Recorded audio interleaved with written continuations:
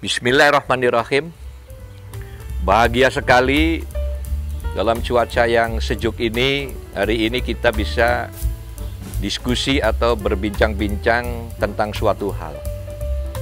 Kali ini saya ingin diskusi atau menyampaikan sesuatu yang sifatnya ekonomi.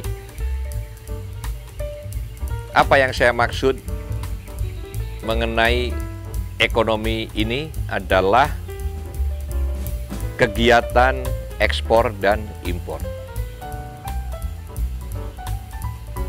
Kita memang selalu, pemerintah kita selalu menggaungkan semangat ekspor.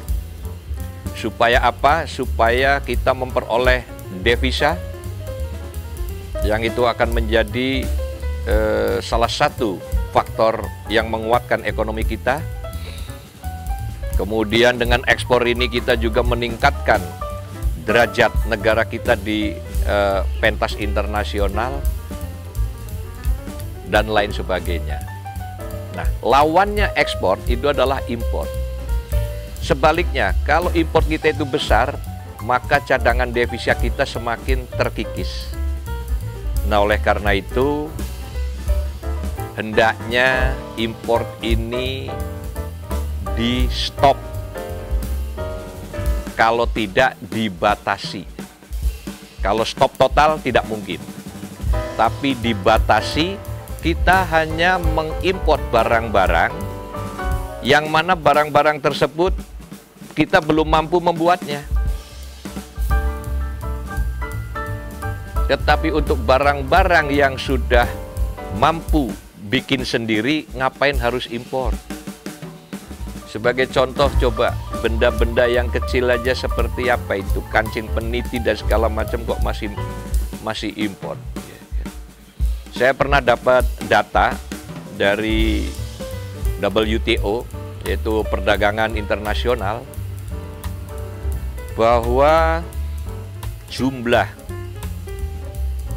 produk atau item yang dikonsumsi oleh masyarakat dunia itu dilihat dari penjabarannya pos tarif itu sekitar 300.000 item. Jadi kalau kita berdikari tidak import 25%-nya saja, itu berarti ada 75.000 produk yang kita bikin sendiri alias tidak impor.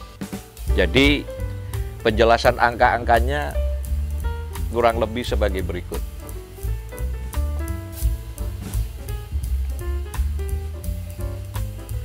Ini dari informasi WTO yang ini namanya pos tarif. Ini kalau dijabarkan kira-kira ada 300.000 item.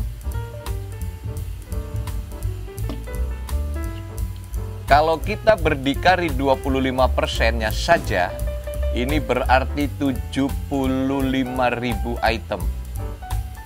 Oke? Nah, dari 75.000 item ini, kalau setiap itemnya bisa menyerap tenaga kerja 1.000 tenaga kerja per item,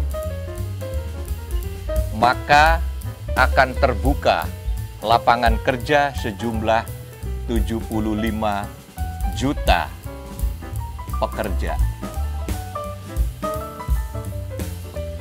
Oke? Kalau 75 juta pekerja kali anak istrinya, katakan istri 1, anak 2, berarti kali 4, berarti bisa menyelamatkan 300 juta jiwa penduduk Indonesia.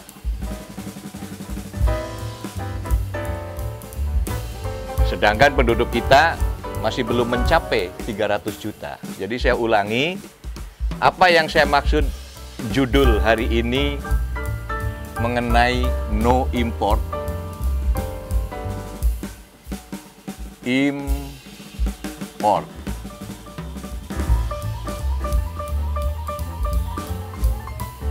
Ini tidak se ekstrim bahwa maknanya tidak import 100%, tidak.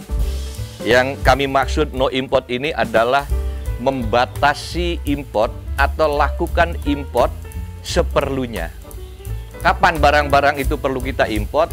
Satu, kalau kita belum mampu bikin.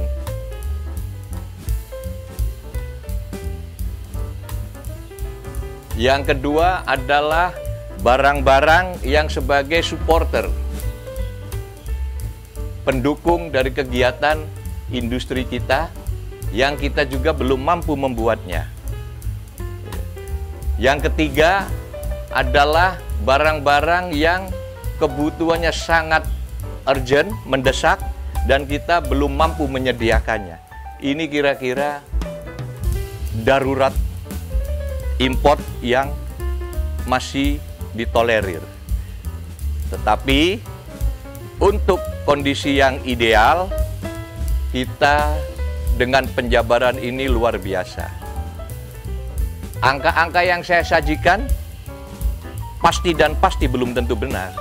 Tetapi paling tidak cara berpikirnya inilah yang harus dipegang oleh para pemegang kebijakan. Bahwa lakukan import as minimal as possible, seminimal mungkin. Karena apa?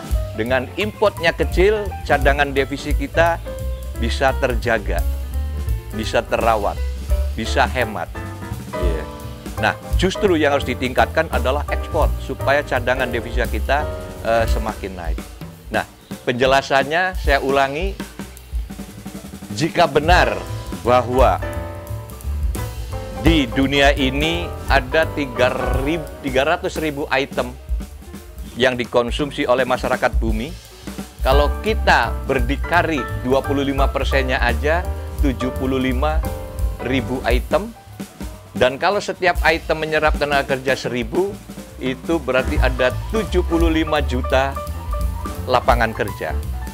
Kalau setiap pekerja ditambah anak istri, berarti ada 300 juta jiwa penduduk Indonesia yang terselamatkan.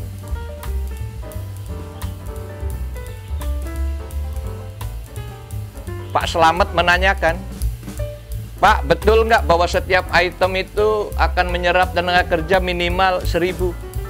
Saya sebut aja yang bertanya itu namanya Pak Slamet. Saya bilang, kita coba analisa. Lihat ada benda apa? Air, mineral water.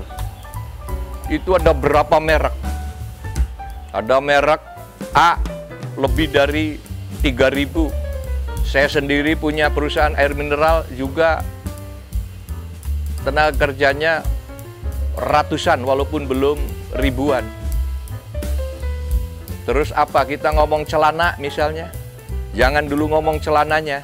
Resletingnya aja, itu pabrik resleting tenaga kerjanya berapa.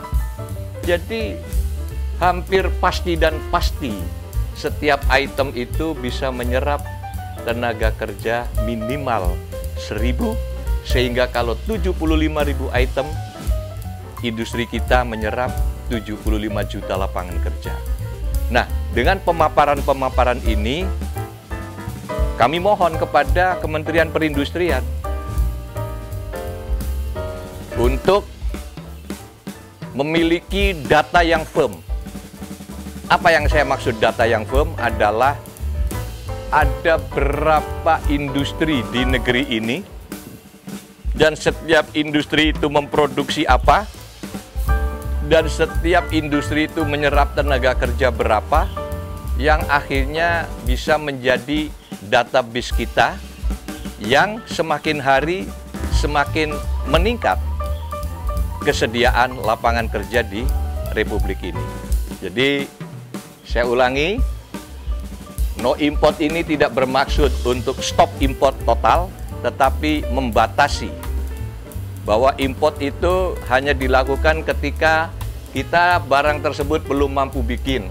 Yang kedua, barang tersebut menjadi supporter bagi kegiatan industri kita, dan barang yang sangat urgent dan kita belum memiliki dan belum bisa membuat. dan lain-lain, tetapi bahwa selama kita mampu membuat sendiri, maka hukumnya wajib untuk membuat sendiri, dan kaitannya dengan materi ini seperti yang kami uraikan dalam judul Ekonomi Berdikari, bahwa kita harus mampu melakukan kegiatan industri di atas kaki kita sendiri. Saya kira itu. Terima kasih.